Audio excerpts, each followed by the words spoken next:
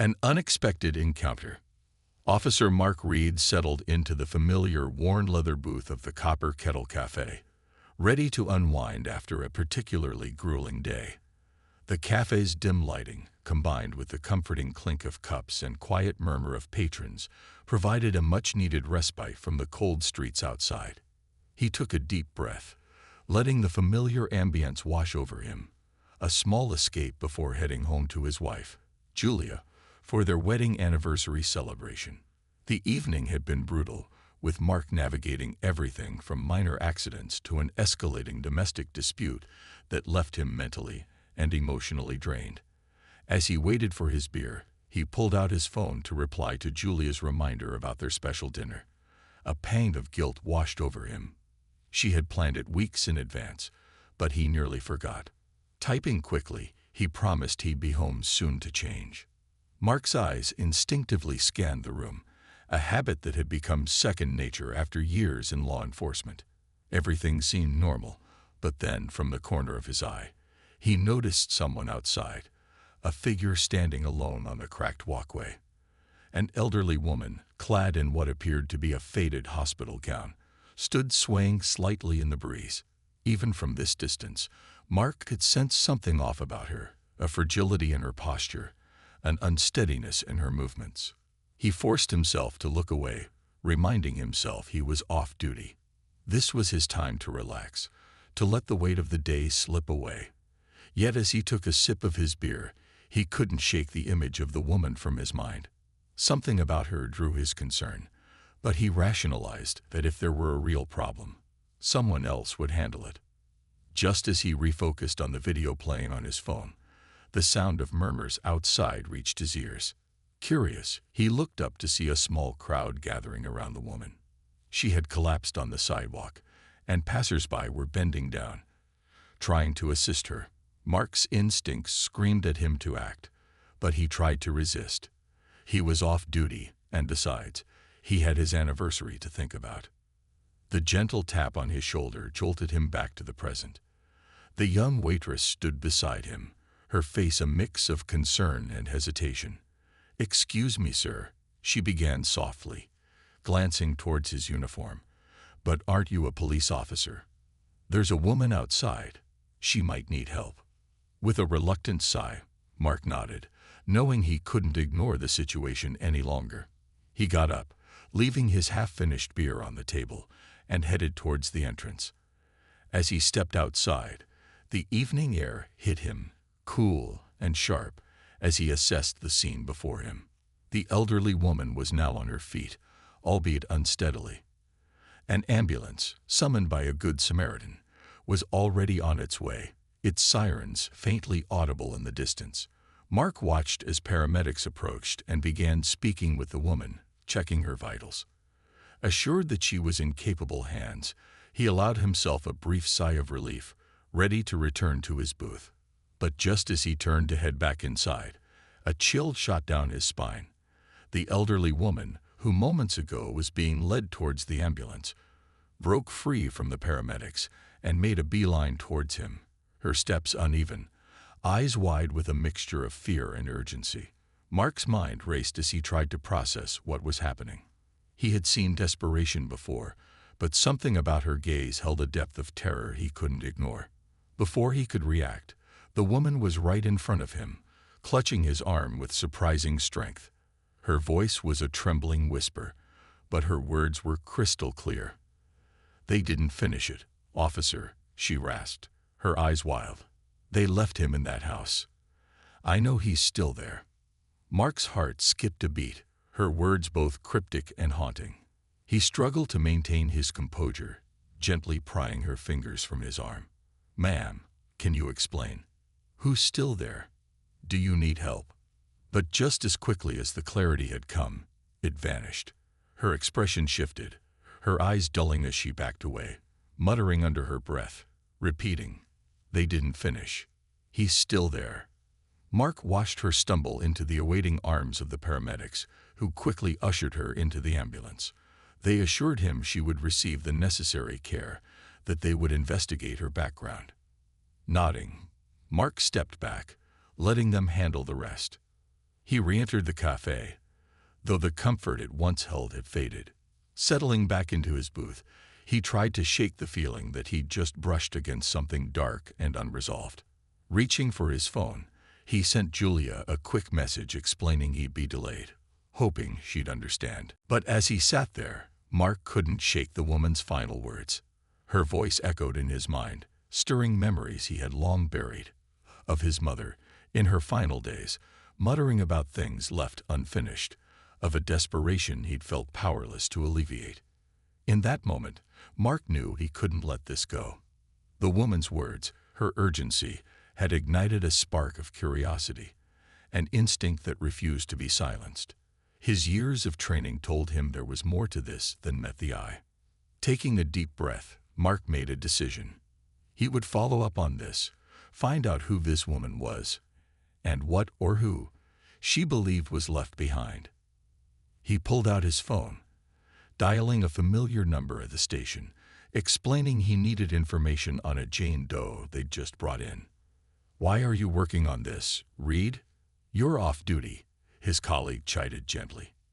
"I know," Mark replied, his voice steady, "but something tells me this isn't just a random encounter. There's something here, something I need to understand." The other end of the line was silent for a moment before his colleague sighed. "All right, I'll see what I can find. But you owe me one." Mark hung up, a sense of resolve washing over him. As he sat in the dimly lit café, the weight of responsibility settled back onto his shoulders. Whatever lay ahead, he was ready. The haunting truth. The following morning, Mark Reed sat at his desk, struggling to focus on his paperwork. His mind kept drifting back to the woman's desperate whisper. They didn't finish it. He's still there. He'd spent a restless night replaying the encounter, dissecting her words, trying to grasp what she meant. He had called the hospital earlier that morning, hoping to get more information about the woman, but they only confirmed that she was resting and under observation. Beyond that, they offered no details. A small notification on his computer screen pulled him back to the present. His partner, Officer Dave Hughes, had flagged a file for him. A report from the hospital on a recent patient admitted with signs of confusion and possible dementia. Mark's heart skipped a beat. He clicked on the file, his screen filling with details about Laura Hawthorne, age 82. The brief synopsis confirmed her fragile mental state, her erratic behavior, and mentioned the hospital's plan to involve social services for further evaluation. But one detail stood out, gripping Mark with cold certainty. Laura's home address was listed as 413 Maple Drive, the same rundown house she had staggered toward the night before. The address was in Ridgway's Old Quarter, a part of town where time seemed to have stopped, where homes stood as quiet relics of a past generation. Mark felt a sense of foreboding creep over him. The woman's muttering suddenly felt too real, too specific. He picked up the phone and called Dave. "Hey, Hughes," Mark began, his voice low. "You remember that elderly woman from last night? The one they took to the hospital?" "Yeah, the one who went a little off the rails," Dave replied, an edge of amusement in his tone. "Her name's Laura Hawthorne. I think she's from Maple Drive." Dave let out a low whistle. "Maple Drive? That place has seen better days. Why? Are you thinking of following up?" Mark hesitated, feeling the weight of his next words. "She said something last night, something about someone still being in the house. I can't shake the feeling that there's more to this." "Listen, man, you're off duty. Let it go. There's probably nothing there," Dave advised, though his voice softened in acknowledgement of Mark's concerns. "But if you're set on it, I can ride with you." Mark sighed, appreciating the offer. "Thanks, but I'll go alone. Just keep an eye on your phone in case I need backup." A quick stop at the station later, Mark set out for 413 Maple Drive, determined to get to the bottom of whatever had driven Laura to seek him out. As he approached, the road narrowed, the trees casting long shadows over the cracked sidewalks. Houses along this stretch wore decades of neglect like old scars. Peeling paint, broken windows, yards overrun with weeds and debris. Mark parked his car a few houses down, deciding to approach on foot to avoid drawing attention. The house itself seemed to slumber under layers of dust and decay. Its facade bore faint traces of an earlier, happier time, with hints of color clinging stubbornly to the weather-beaten walls. Mark approached the front steps cautiously, his eyes scanning for any sign of movement. He knocked on the door, his knuckles scraping against the rough wood. No answer. Undeterred, he tried the handle, finding it unlocked. The door creaked open, revealing an interior frozen in time. Dust hung thick in the air, filtering sunlight into muted rays that cast eerie patterns across the floor. Faded wallpaper clung desperately to the walls, peeling in corners and edges, while a heavy layer of grime covered every surface. Mark hesitated, but the feeling that something was terribly wrong propelled him forward. The smell hit him first, a sickly sweet odor that permeated the air. It reminded him of rotting fruit mixed with a chemical undertone, a smell he had encountered only a few times before in his career.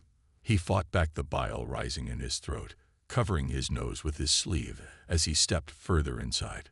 The living room was cluttered with old, worn furniture, a stained coffee table, and stacks of faded newspapers trimmed haphazardly. Framed photos dotted the walls, capturing moments from a lifelong past. Mark's eyes lingered on a family portrait of a much younger Laura, her husband, and a young boy. The boy, with his gap-toothed smile and mischievous eyes, looked to be about 7 or 8.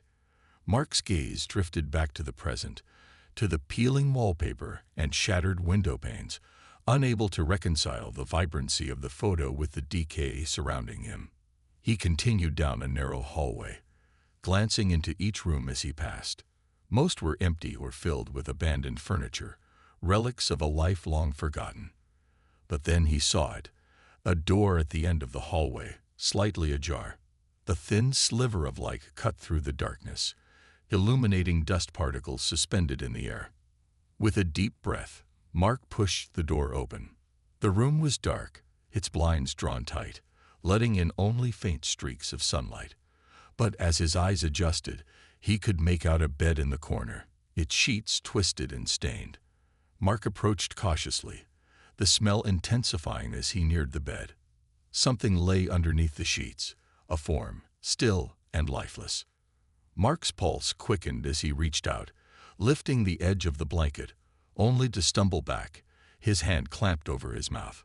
Beneath the tattered sheets lay the remains of a man, his body reduced to little more than bone and decayed flesh. He looked away, the horror of the scene pressing down on him like a physical weight. His mind raced, trying to piece together what had happened. The skeletal remains seemed to have been here for years, undisturbed, lying in a forgotten bedroom. The man, was this Laura's husband? Her son? He thought back to the young boy in the photo, a chill running down his spine at the possibility that the child had never left this house. Mark pulled out his phone, ready to call the station for backup. But before he could dial, a faint rustling sound came from behind him, from the doorway. He turned sharply, his heart pounding, but saw nothing. His instincts screamed at him to get out, to leave this decayed place behind. Yet he felt a strange obligation to see it through. Taking a deep breath, he decided to search the rest of the house, hoping to uncover more clues about this family's dark history. He moved to the kitchen, where faded appliances sat unused, covered in dust. A small table stood against the wall, its surface littered with old prescription bottles, empty and neglected. He picked up one of the bottles, squinting at the faded label. Thomas Hawthorne, it read, the name sending a jolt through him. The memories flooded back, almost as if the house itself were whispering to him. Years ago, Thomas Hawthorne had been a respected local figure, known for his community work and dedication to Ridgeway. Mark remembered hearing rumors, whispers of his sudden disappearance, but the case had gone cold, fading into obscurity. Laura had been left behind, a grieving widow, or so it had seemed. He took a step back, his thoughts racing. What if Thomas hadn't disappeared? What if he had never left this house? The oppressive silence seemed to amplify his unease. He dialed the station, his fingers trembling as he pressed the call button. When the dispatcher answered, he kept his voice steady, masking the whirlwind of emotions threatening to spill over. "This is Officer Mark Reed. I'm at 413 Maple Drive. I need backup and forensics. I think we have an unidentified body here. It's a possible homicide." As he hung up, Mark took a steadying breath, his gaze drifting back to the hallway, to the faint outline of the room where Thomas Hawthorne lay. The woman's whispered words echoed in his mind, louder than ever. They didn't finish it. He's still there. Realization settled over him, chilling and final. Laura's cryptic message hadn't been the ravings of a woman lost to dementia. It had been a desperate plea for justice, a cry for help that had gone unheard for too long. This house held secrets, long buried and festering in silence. Secrets that, somehow, Laura had known all along. As the first patrol car pulled up outside, Mark's eyes remained fixed on the hallway, a sense of duty hardening his resolve. He was determined to unravel the full story of what had happened in this house, to bring justice to a family that had been shattered in silence. And as he stood there, waiting for his colleagues to arrive, he couldn't shake the feeling that he'd just scratched the surface of something far darker than he could have ever imagined. Shadows of the past. Mark stepped outside as the first officers and forensic team arrived, filling the once silent street with flashing lights and murmured conversations. His heart was still pounding from the discovery, and his mind whirled with questions. He watched as his colleagues, some of whom he'd known for years, suited up to enter the house. Their faces held a mixture of grim determination and curiosity, clearly picking up on the gravity of the scene Mark had discovered. As the forensic team passed him, one of the technicians, Sarah, gave him a sympathetic nod. "We'll take it from here, Mark. Go grab some air if you need it. This is intense."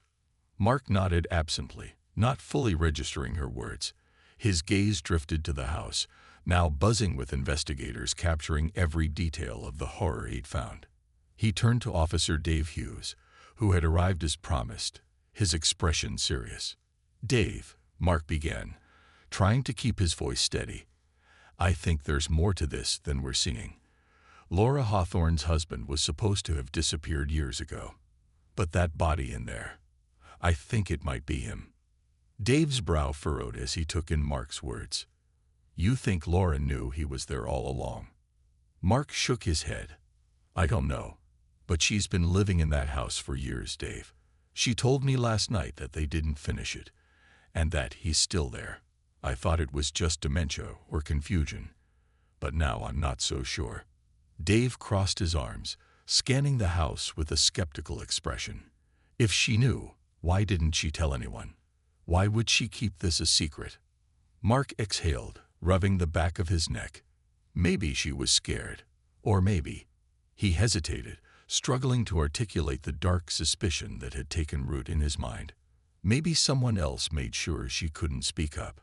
A shiver ran through him as he considered the possibility that Laura had been silenced, forced to live with the terrible secret of her husband's fate.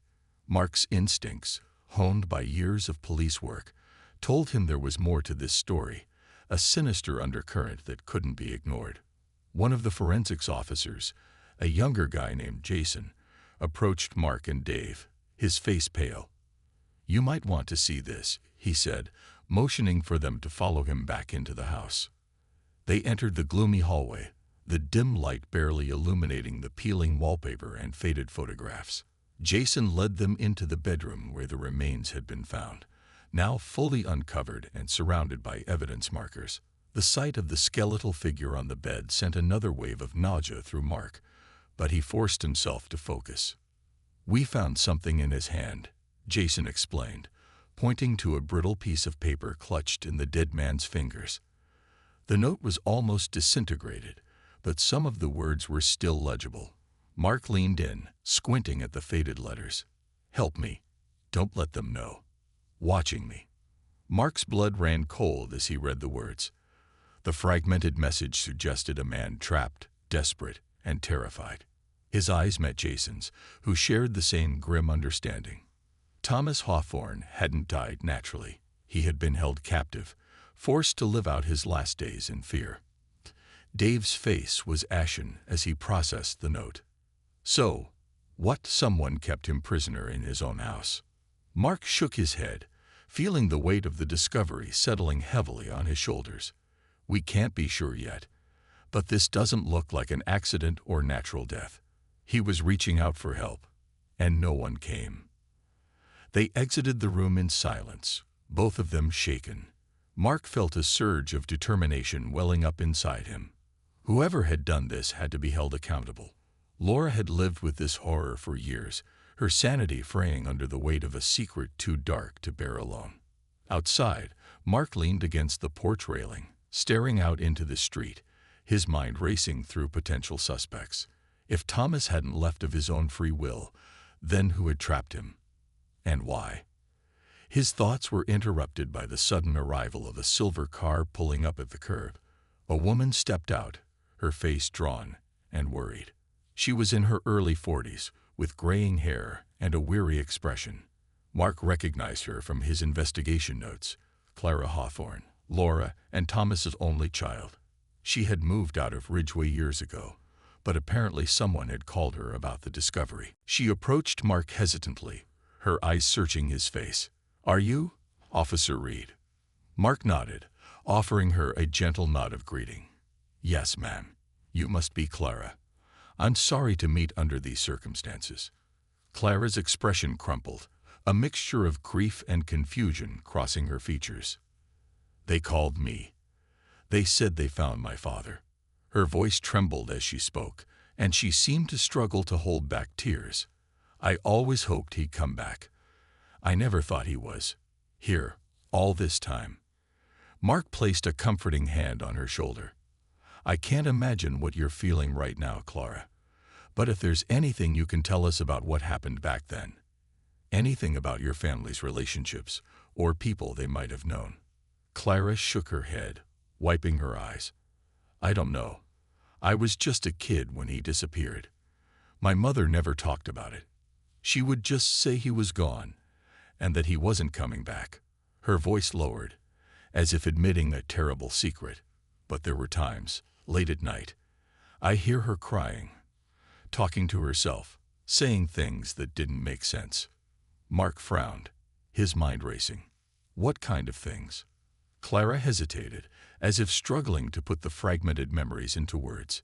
She'd say, "I had to do it," or "they told me he was dangerous." It was like she was arguing with someone who wasn't there. I didn't understand it as a child, but now.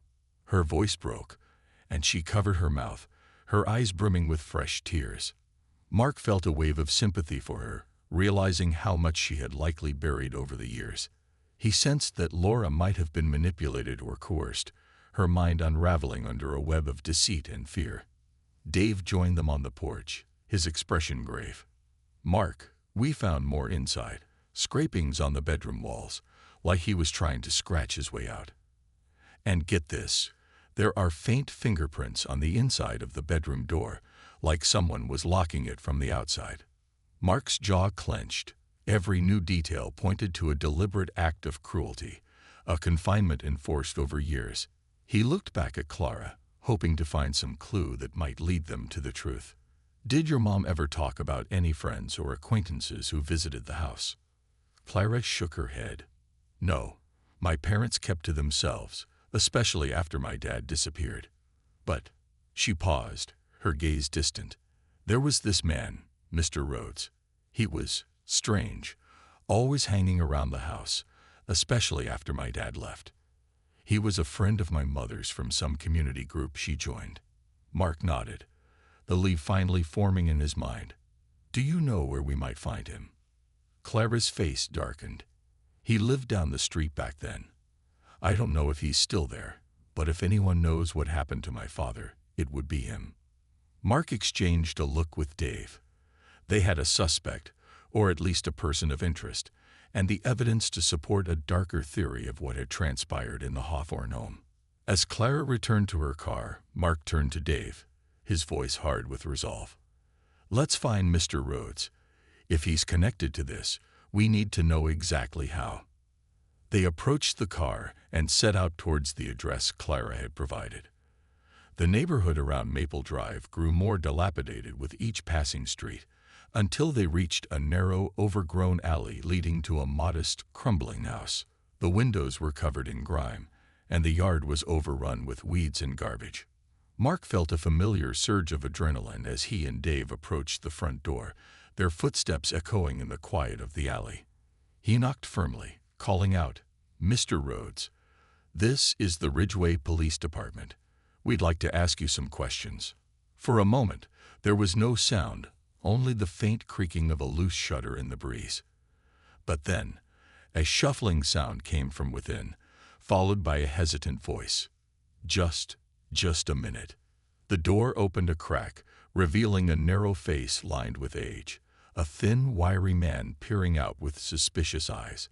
His gaze flickered between Mark and Dave, wary yet feigning innocence. "Mr. Rhodes," Mark asked, holding out his badge, "we'd like to talk to you about Laura and Thomas Hawthorne." At the mention of their names, Mr. Rhodes's expression faltered, a flash of something dark crossing his face before he schooled his features. "I don't know what you're talking about. Haven't seen them in years." Mark stepped closer, his voice calm but unyielding. "You're going to want to let us in, Mr. Rhodes. This isn't a friendly visit. We have reason to believe you might know more than you're letting on." The man's grip on the door tightened, his gaze shifting to the ground. For a moment, Mark thought he would refuse. But then, with a resigned sigh, Mr. Rhodes stepped aside, allowing them entry. As they crossed the threshold, Mark felt a sense of dread settle over him. The house was filled with a creeping darkness, the faint smell of rot lingering in the air. And as they stepped into the dimly lit living room, Mark's eyes fell on a photograph on the wall. Laura and Mr. Rhodes, standing side by side, their expressions strangely vacant.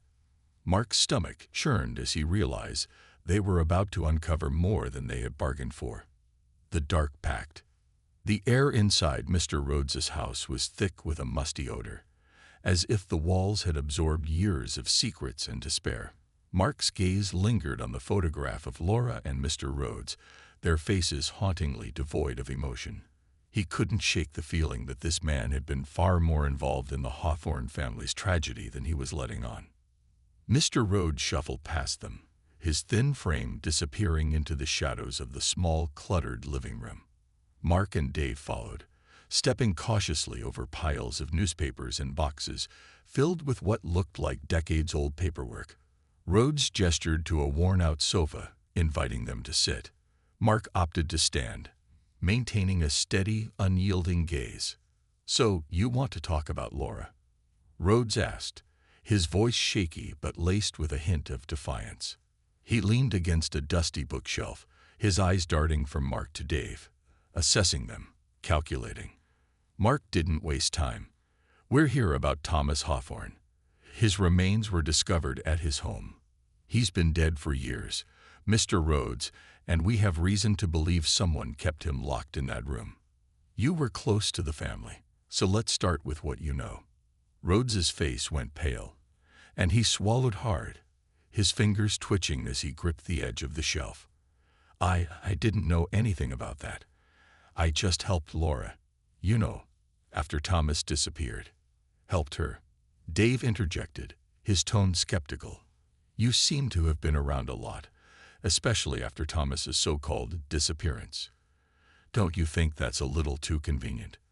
Rhodes shook his head, but his gaze dropped, betraying a crack in his composure. "Look, Laura was struggling. She couldn't handle things on her own. And I was there to make sure she was okay. That's all." Mark crossed his arms, studying Rhodes carefully. "You expect us to believe that? A healthy man doesn't just vanish without a trace. And judging by what we found, it doesn't look like Thomas left willingly. So, I'll ask you again, Mr. Rhodes, what do you know about his death?" For a moment, Rhodes remained silent, the tension in the room growing thick. Then, with a resigned sigh, he sank into a tattered armchair. his eyes glassy as if reliving an old, painful memory. "I didn't kill him," Rhodes whispered, his voice barely audible. "But I knew things. About their marriage. About him." Mark's heart pounded. They were finally getting somewhere. He leaned in slightly, urging Rhodes to continue. "What do you mean?" Rhodes rubbed his temples, his gaze distant. Thomas wasn't the man everyone thought he was. He had demons, dark ones.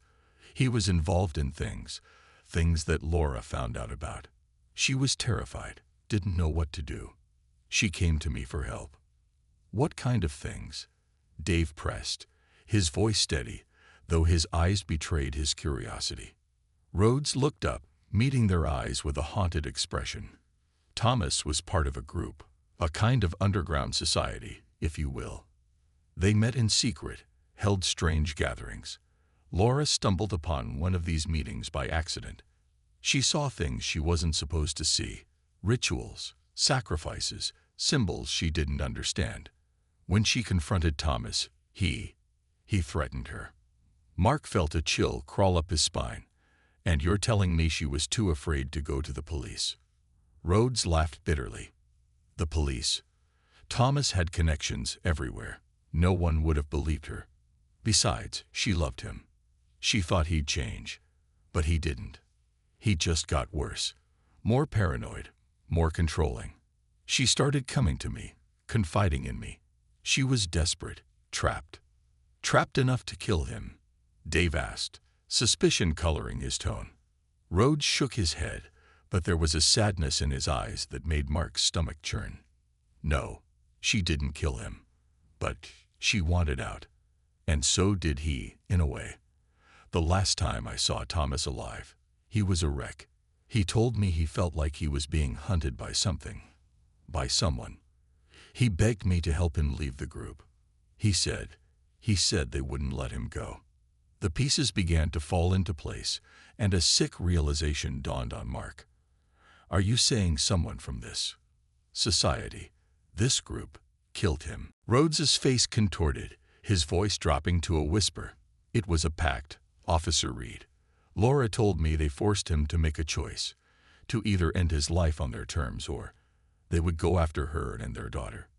He agreed, but he didn't want to die. He begged them for mercy, but they locked him in that room and left him there to rot." Mark felt the bile rise in his throat. This was darker, more twisted than he had ever imagined. He could hardly believe what he was hearing, but Rhodes's haunted expression left little room for doubt. "Why didn't you report this? Why didn't you do anything?" Mark demanded, his voice thick with anger. Rhodes looked away, shame flickering across his face. "I was scared. They warned me to. They said if I interfered, they'd come after me. I thought it would end if I just stayed away. But it didn't." Laura lost her mind slowly, piece by piece. She couldn't live with herself. I think that's why she went wandering last night, looking for someone to help. She couldn't bear the guilt anymore. Mark's fists clenched as he struggled to contain his frustration. This entire time, Laura had been living in a prison of fear, haunted by a nightmare she could never escape. Just then, Dave's phone buzzed. He glanced at the screen, his brow furrowing. "Mark, I just got word from the hospital. Laura, she's lucid. They said she's been asking for you." Mark's heart leaped at the news. If Laura was willing to talk, they might finally get the answers they needed. He turned to Rhodes, his gaze hard. "This isn't over, Mr. Rhodes. We'll be back, and you better hope you've told us everything. If we find out you've held back." Rhodes raised his hands defensively. "I've told you what I know. But be careful, Officer Reed. This group, they don't like outsiders. And if they think you're digging too deep, they'll come after you too." Ignoring the warning, Mark and Dave left Rhodes's house and hurried to the hospital. Mark's mind raced as they drove, a whirlwind of possibilities flashing before him. If what Rhodes had said was true, then Ridgeway harbored secrets far darker than he'd ever imagined. And Laura, what horrors had she witnessed? How much had she suffered in silence? They arrived at the hospital, and a nurse directed them to Laura's room. Mark took a deep breath, steadying himself before entering. The sterile smell of antiseptic filled the air, a stark contrast to the grimy decay of her house. Laura lay in bed, looking frail and vulnerable, her eyes fixed on the ceiling. But when she saw Mark, a faint spark of recognition flickered in her gaze. She raised a trembling hand, motioning for him to come closer. Mark sat by her bedside, his voice gentle but firm. "Laura, I need you to tell me what happened. What really happened to Thomas?" Laura's eyes filled with tears, her voice barely a whisper. "They took him.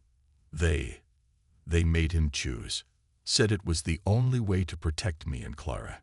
He tried to resist, but they wouldn't let him. They made him sign a contract, a death contract." Mark's brow furrowed. "A death contract?" Laura nodded, her voice trembling. "It was a ritual. They told him it was the only way he could be free, that his death would atone for what he had seen. They locked him in that room, Mark. I heard him screaming, begging, and I couldn't do anything. I was too afraid. I'm a coward." Mark reached out, taking her hand. "You're not a coward, Laura. You were in an impossible situation, but I need to know who these people are. Who made him do this?" Laura's expression hardened, her frail fingers tightening around his hand. "They're powerful, Mark. They control everything here. Businesses, politics, even the police. Thomas got involved with them when he was young. Didn't know what he was getting into. By the time he realized, it was too late." Mark's heart pounded as the full extent of the conspiracy unfolded before him. Ridgway's shadows ran deeper than he could have ever imagined. "Laura, I'm going to get you out of here, and I'm going to make sure these people are brought to justice. You have my word." But Laura shook her head, her eyes filled with resignation. "They're watching, Mark. They've always been watching. I went to the cafe last night because I knew they were coming for me. I don't have much time left." Mark's stomach twisted, his pulse racing with fear for her safety. "Laura, you're safe now. I'll protect you." A weak smile crossed her lips, a sadness in her gaze that he couldn't shake.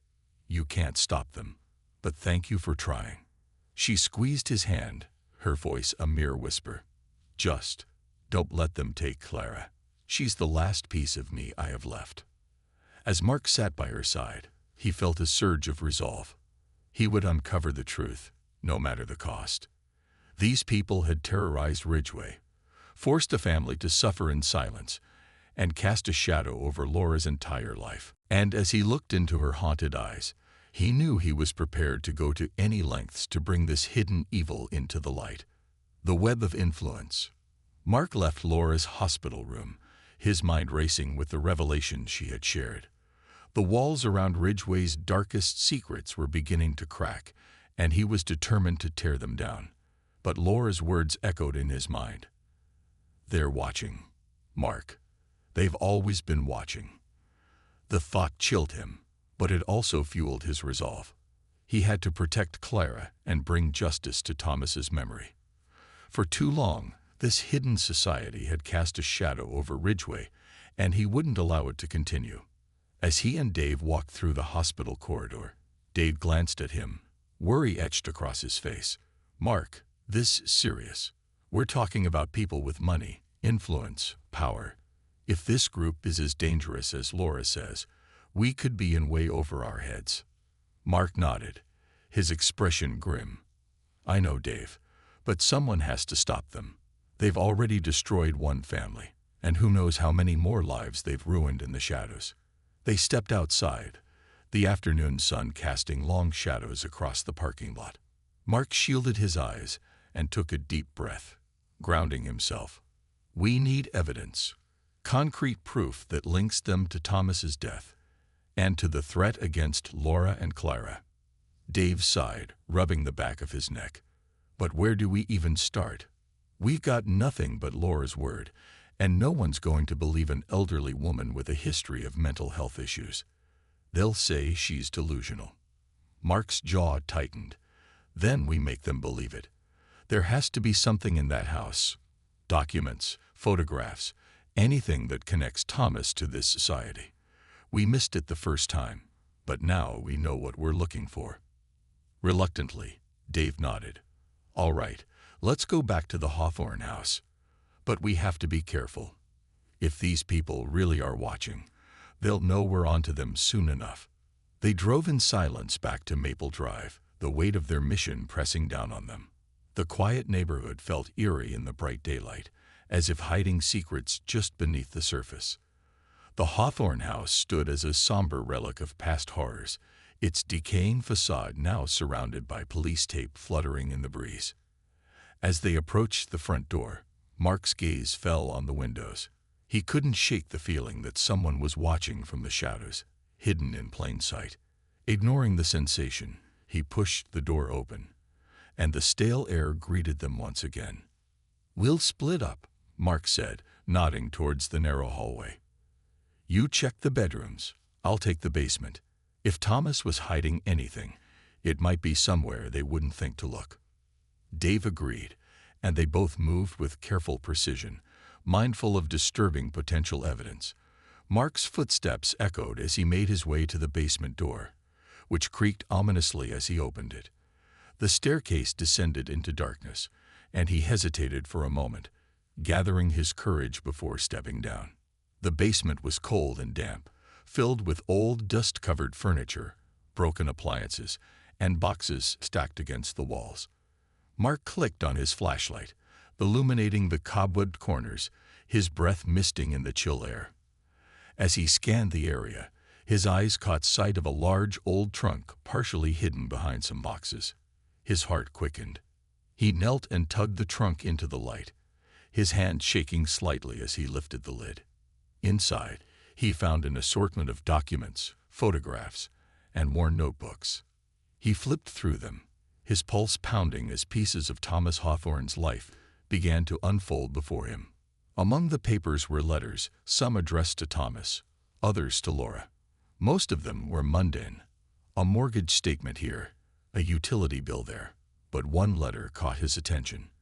It was a faded envelope, addressed in an elegant flowing script to T. Hawthorne, confidential. He carefully opened it and pulled out a single sheet of parchment, the words penned in dark ink. Mr. Hawthorne, you have been summoned to attend the rite of atonement on the night of the crescent moon. Failure to appear will result in consequences beyond your imagining. Prepare yourself for the judgment of the order. Mark's hands trembled as he read the message. The order. The name alone carried a sinister weight, hinting at a powerful and secretive organization. It seemed Thomas had tried to leave this group, but they had bound him with threats and fear. The letter confirmed that his death wasn't an accident or a result of illness. It was the punishment inflicted by this shadowy society. He continued rifling through the trunk, discovering a small notebook bound in cracked leather. Inside, Thomas had scrawled disjointed notes, his handwriting growing messier with each page. Mark's eyes widened as he read Thomas's ramblings. They watch me even in my own home. Laura doesn't understand. She thinks I'm paranoid, but I see them in the corners of my vision. They're everywhere. I tried to leave, but they found me. I signed the contract, but it's a trap. They own me. I fear for my family. I fear for myself. As Mark read, a cold realization settled over him. Thomas had been tormented, living in constant fear, trapped in a pact he couldn't escape. This order had taken everything from him, and when he tried to break free, they'd punished him in the most brutal way imaginable. Mark pocketed the notebook and letter, planning to take them back to the station. He was about to stand when he noticed a glint of metal wedged between two floorboards near the trunk. Curious, he knelt down, prying the object free. It was a small, tarnished medallion bearing a strange symbol, a crescent moon encircled by an intricate series of lines and dots, forming a twisted pattern. His stomach churned as he realized this must be a symbol of the order, a mark of their presence, hidden in plain sight. He pocketed the medallion, feeling its cold weight pressing into his palm, a reminder of the dangers lurking behind the facade of Ridgeway's polite society. He heard footsteps above and called out, "Dave, I found something. You'd better come down here." Dave descended the stairs, his face pale as Mark showed him the letter, notebook, and medallion. "This is it, Dave. Proof that Thomas was involved with this order, and that they likely had a hand in his death." Dave looked troubled as he examined the evidence. "This is huge, Mark. But if we're right, this order isn't just a local group of crazies. They're organized, powerful. Going up against them could get us both killed." Mark nodded, the gravity of the situation settling over him like a shroud. But he knew he couldn't turn back now. Laura and Clara's safety depended on him seeing this through. "We'll be careful, but we need to move quickly. If they realize we've uncovered this, they'll do everything they can to bury it. And us." Just then, Mark's phone buzzed. He checked the screen and saw an unknown number, but something in his gut told him to answer. "Hello." A voice crackled on the other end, deep and smooth, laced with menace. "Officer Reed, I commend your determination, but I suggest you let this go. You're meddling in affairs beyond your understanding." Mark's blood ran cold. "Who is this?" The voice chuckled, an unsettling sound that sent a shiver down his spine. "Consider me a friend, or an enemy, depending on your next move. You have something that belongs to us. The medallion. Return it, and this will end peacefully. Continue down this path, and you'll find your career. And your life cut short." Mark gripped his phone tightly, anger bubbling up inside him. "Whoever you are, your threats don't scare me. You hurt innocent people. You think you can control everyone in this town, but I'm not backing down." The line went silent for a moment before the voice replied, its tone now colder and more threatening. "Very well. You've made your choice, Officer Reed. Remember, we're always watching, and we have ways of making people disappear without a trace."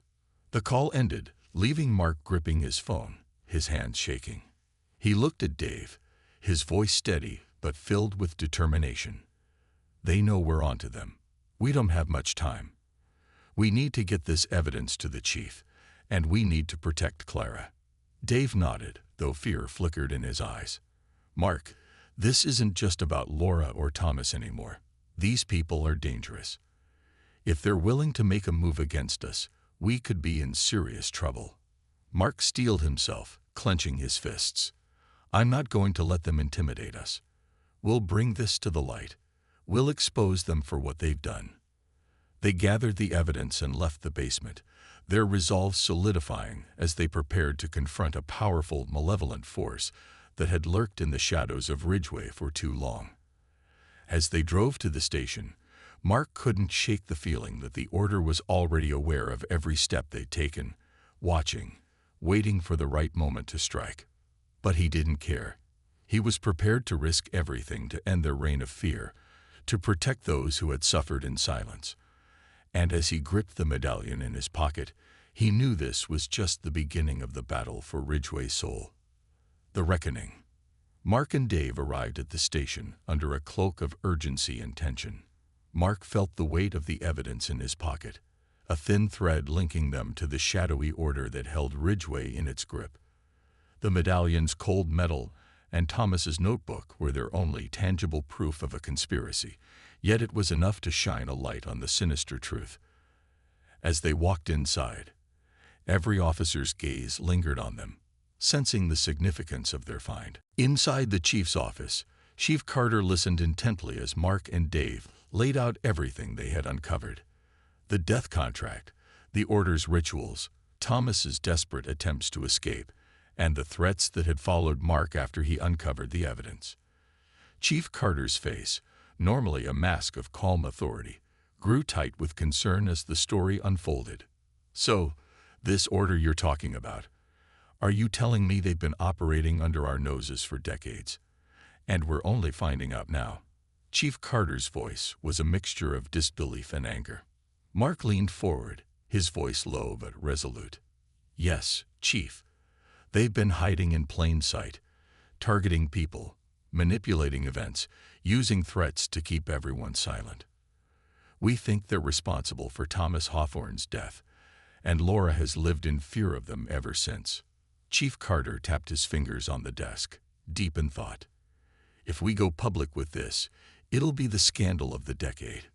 People will panic, the media will descend on Ridgway, and every powerful figure in town will have to answer for their involvement or lack of action. You understand what you're proposing?" Mark didn't waver. "Chief, people have died. Families have been ruined. We can't ignore this. If we don't bring this into the open, then we're just as complicit as everyone else who's kept silent." Chief Carter sighed, rubbing his temples before nodding. "All right, you two. But if we're doing this, we're going to need more than just a medallion and a notebook. We'll need names, dates, and witnesses willing to speak out. We're talking about taking down people who probably have connections in high places." Mark and Dave exchanged a glance, a silent understanding passing between them. "We'll get the names," Mark said firmly. "Laura is still willing to talk, and Clara knows some of the people who used to associate with her father. If we're careful, we can gather enough evidence before they realize what we're doing." The chief nodded, his jaw clenched. "I'll pull in a few trusted officers to keep this investigation as quiet as possible. We'll need to act quickly and keep our guard up. If this order is as dangerous as you say, they won't hesitate to strike back." As they exited the office, Mark's phone buzzed with a new message. It was from Clara. "Come to my house. I found something." Without hesitation, Mark and Dave headed toward Clara's residence. The sun was beginning to dip behind the trees, casting long shadows across Ridgway as they drove through the quiet streets. Mark's heart raced with anticipation and worry. Whatever Clara had discovered might be the final piece of the puzzle. They arrived at Clara's modest home, a small house nestled on the edge of town. Clara opened the door with a grave expression, her eyes red as if she'd been crying. She led them into the living room, where a series of old family albums and journals lay spread across the coffee table. "I was going through some of my mother's things, looking for anything that might help," Clara began, her voice trembling. "And I found this." She handed Mark a journal, its pages brittle and worn. He opened it carefully, his gaze skimming over the scrawled entries. They were in Laura's handwriting, dated from the years shortly after Thomas's disappearance. As he read, a chilling pattern emerged. "They come to the house at night, watching from the shadows. They leave notes in the mailbox, warnings telling me to stay silent. They know I know what happened to Thomas, but they won't let me speak. They told me if I say a word, they'll take Clara from me." Mark's grip on the journal tightened, anger flaring within him. The order had been terrorizing Laura all these years, ensuring her silence with threats against her daughter. Laura had endured unimaginable fear, trapped by a web of manipulation and intimidation. Clara's eyes brimmed with tears as she continued. "My mother, she kept all this to protect me. She lived in constant fear, trying to shield me from whatever they might do. And I never knew." Mark placed a comforting hand on her shoulder. "Clara, this isn't your fault. Your mother did what she had to do to keep you safe. But now, thanks to her, we have the evidence we need." Dave, who had been examining one of the family albums, suddenly looked up. "Mark, take a look at this."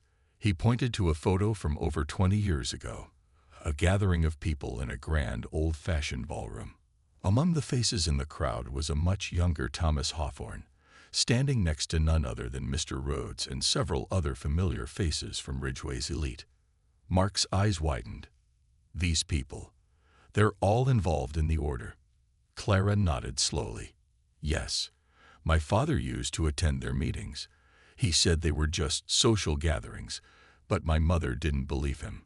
She thought they were planning something, that they were hiding behind charity work and social events to mask their true purpose." Dave snapped a photo of the album page with his phone.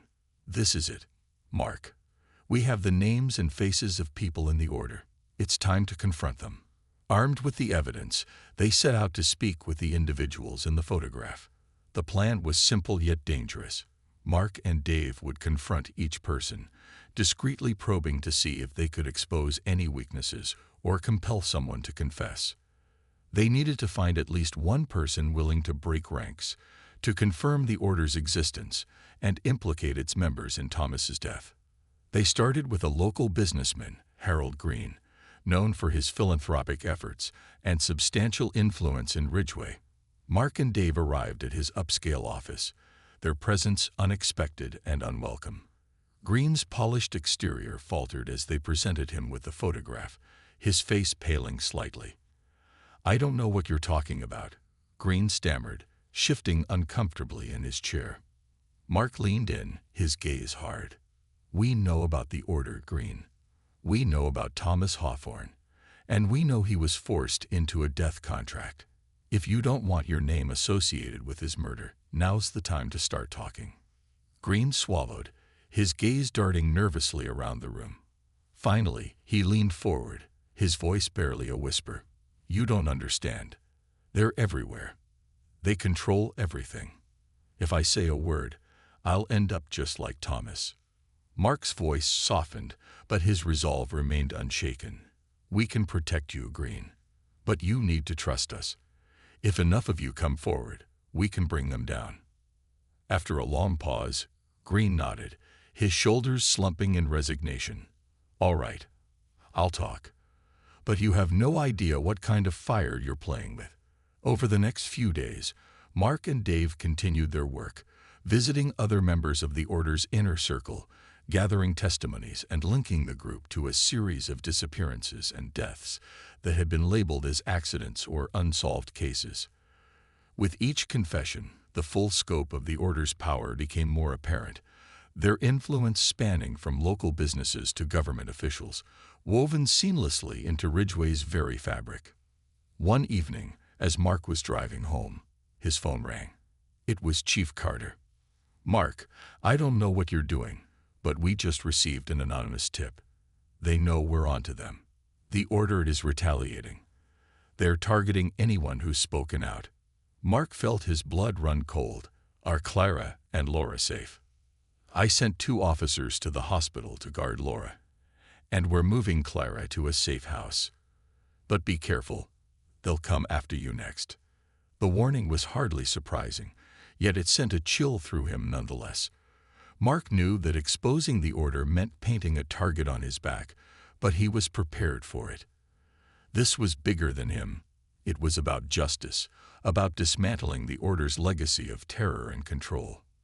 The next morning, Mark was called to the station, where Chief Carter and several senior officials awaited him, their faces tense.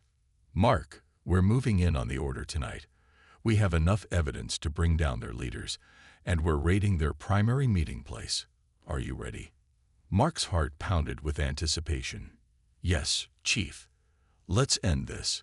As night fell, Mark, Dave, and a team of officers prepared to storm an abandoned mansion on the outskirts of Ridgeway, rumored to be the Order's main gathering site. The building loomed ominously, its windows dark and foreboding. They moved in swiftly, splitting into teams to cover each entrance. Inside, the air was thick with the scent of old wood and damp, mingled with something sharper, more pungent. As Mark led his team through the maze-like halls, they encountered symbols painted on the walls, the same crescent moon emblem from the medallion. They finally entered the grand ballroom, the same room from the photograph. But it wasn't empty. Several figures stood in the dim light, wearing dark robes, their faces obscured by hoods. "Ridgeway Police," Mark shouted, his voice echoing through the chamber. "Put your hands up. It's over." One of the figures stepped forward, lowering his hood. It was Mr. Rhodes, his face twisted in a cold smile. "You think you've won, Officer Reed. The Order is eternal. You're nothing more than a thorn, a nuisance." Mark took a step forward, his voice unwavering. "You're finished, Rhodes. Every one of you will pay for what you've done." The officers closed in, cuffing the members of the Order, their hands raised in surrender. As they were led away, Mark felt a surge of relief. The darkness that had plagued Ridgeway was finally exposed to the light. In the days that followed, the town was rocked by the news of the Order's arrest, the community finally aware of the hidden evil in their midst. Clara and Laura were safe, their nightmare finally over. And as Mark looked out over the town he'd fought so hard to protect, he felt a sense of peace, knowing that justice had prevailed. Yet, as he walked away, he couldn't shake the feeling that the Order's shadows lingered, waiting for a new generation to rekindle their twisted legacy. But for now, Ridgeway was free.